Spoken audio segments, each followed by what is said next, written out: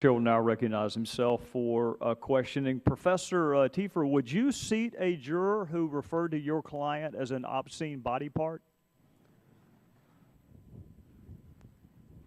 I'm sorry. Would you seat a juror in a trial who referred to your client as an obscene body part?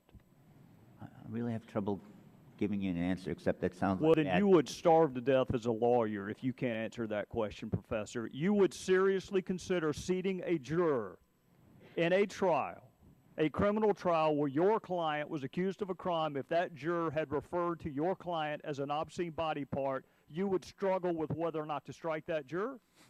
Well, it doesn't sound too good. No, it's not. And I'll give you some free litigation advice. You'll want to use one of your strikes on that juror. How about if you were a prosecutor and one of the potential jurors referred to the police as terrorists who are going to bring the country down? Would you seat that juror in a criminal prosecution if you were the prosecutor?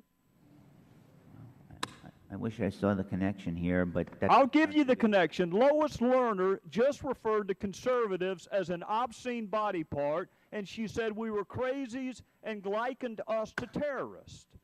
Well, Mr. Chairman, if you are not recognized. The gentleman from Georgia is not recognized. Well, would the gentleman yield? No, sir, I will not. Let's go to the regulation, Professor. Conflict of interest for the department. People like standards. They like bright lines. So I thought it'd be interesting to go find out what the Attorney General's standard is for recusal. And you know when he recuses himself? I'll quote him.